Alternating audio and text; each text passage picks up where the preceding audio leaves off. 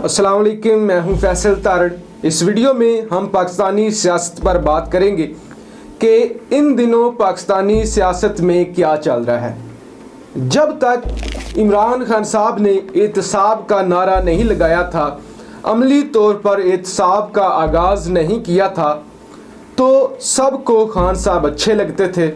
सबको उनमें एक अजीम लीडर नज़र आता था।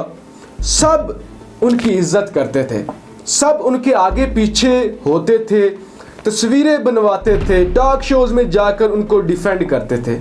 लेकिन जैसे ही एहतसाब का आगाज़ हुआ, जहांगीर तरीन से लेकर जो कहते थे कि खान से बड़ा कोई लीडर नहीं आया, खान से बड़ा कोई ईमानदार नहीं, खान का जो विजन है हम उनके साथ खड़े हैं, शेख रशीद जैसे लोग, फिर चौधरी बरादरान जो अपने ख़ानदानी होने का दावा करते हैं, जी हम तो ख़ानदानी हैं, हम तो लड़ेंगे मरेंगे। सब जानते हैं कि चौधरी बरादरान को जो सीटें मिली हैं वो तहरीके इंसाफ की वजह से मिली हैं। तहरीके इंसाफ ने अपने बंदे खड़े नहीं किए हुए थे। इसी तरह से अलीम खान हो गया या जितने भी रवायती सियासतदान हैं, सब खान के ख़िलाफ़ खड़े हो गए। फॉरवर्ड ब्लॉक बनना शुरू हो गए, नून लीग से मुलाकातें शुरू हो गई।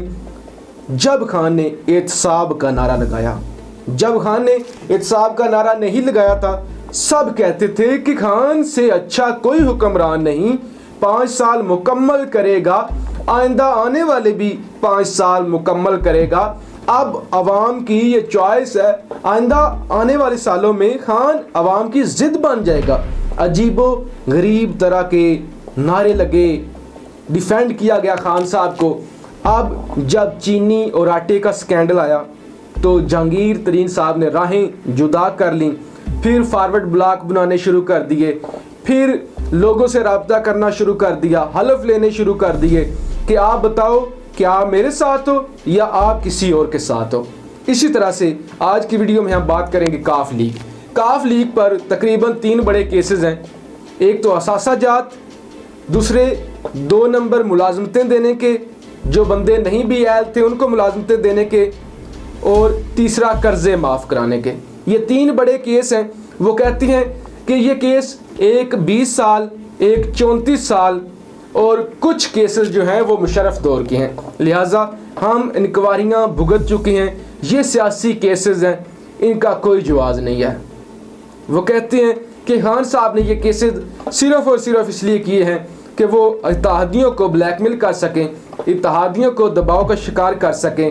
लिहाजा हम दबाव में नहीं आएंगे, हम कानूनी चाराजोई करेंगे, हम नैब के कवानीन में तरमीम करेंगे, हम हर तरह से अपने आप का दिफा करेंगे।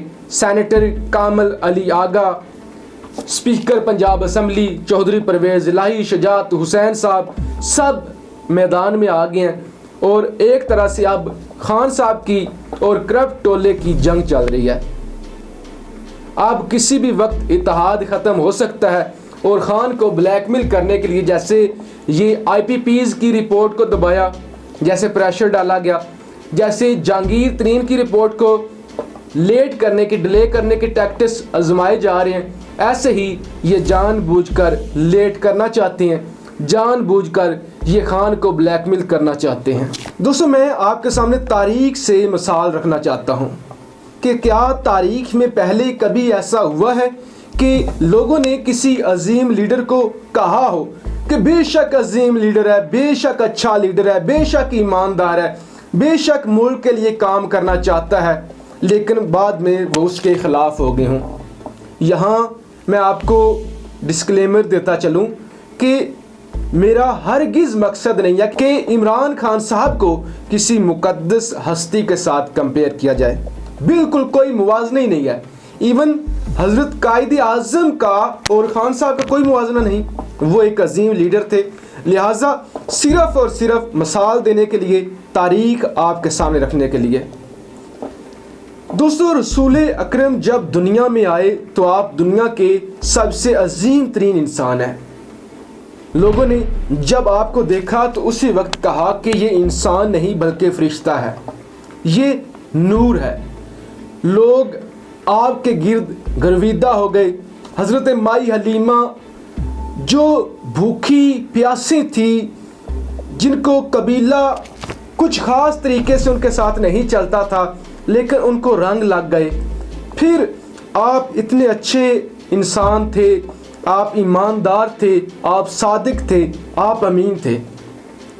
लोगों ने कहा कि हमने आज तक इतना सच्चा इंसान नहीं देखा। लोगों ने कहा कि आज तक हमने इतना ईमानदार इंसान नहीं देखा। आपने कहा कि ऐ लोगों, अगर मैं कहूँ कि पहाड़ की उस जानब लश्कर आ रहा है, क्या तुम मान लोगे? उन्होंने कहा कि हम मान लेंगे। आपने कहा अगर मैं कहूँ कि जाओ अपने मेन बंदे लेकर जाओ, देख कर आओ, और वो देख कर आए और लश्कर ना हो, क्या तुम मान लोगे?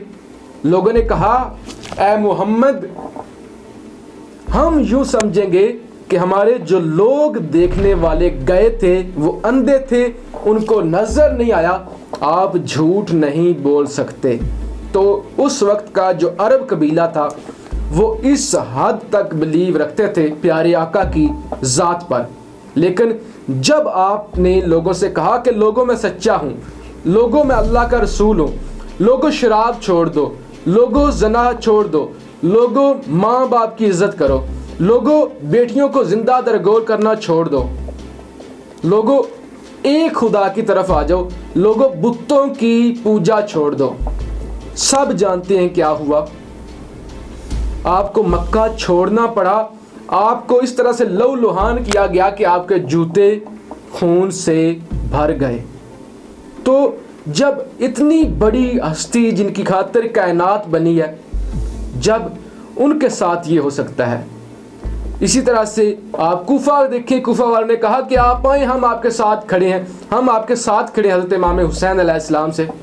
इसी तरह से बेशुमार मिसालें हैं, बेशुमार मिसालें हैं कि जब शुरू में आप तारीफ़ करते हैं, लेकिन जब आप पे हाथ डलता है तो आप कहते हैं नहीं जी ये अच्छा नहीं है, ये दबाव दिलाने की कोशिश की जा रही है। तो ये सिर्फ़ और सिर्फ मैंने आपको ये मिसालें दी कि ऐसा होता है, इसके अलावा किसी के साथ कोई कंपैरिजन नहीं है। अब खान साहब ने जब विजन आज से 23-24 साल पहले दुनिया के सामने रखा, पहले लोग नहीं मानते थे, फिर मानना शुरू कर दिया। जितने भी ये सियासी थे लोग, इलेक्टेबल्स थे, ये खान साहब की पार्टी में आए और इन लोगों ने कहा हम तब्दीली के साथ हैं। अब इन लोगों को था कि ये एक सियासी नारा है, खान वज़ीर आज़म बनना चाहता है, वज़ीर आज़म बनने के बाद किसी को होश नहीं होगी, हम मनमानी करेंगे।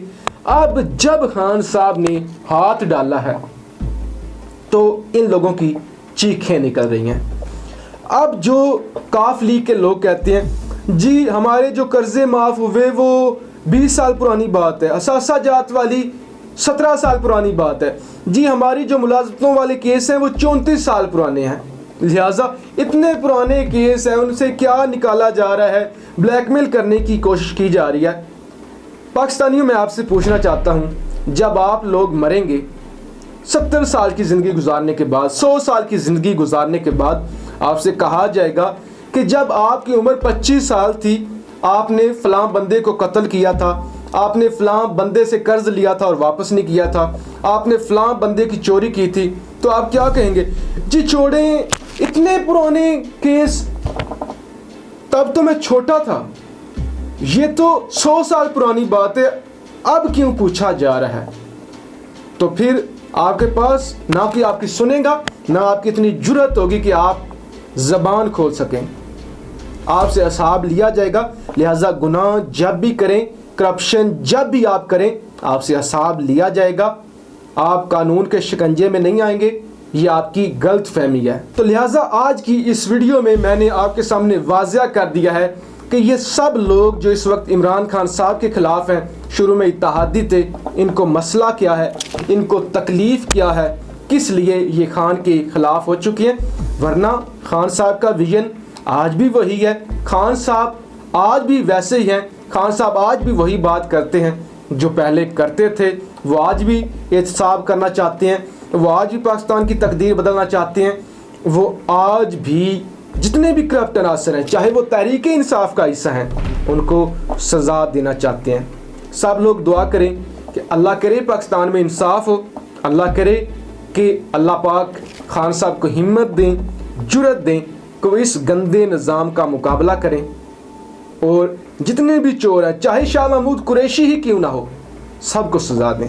पाकिस्तान जिंदाबाद।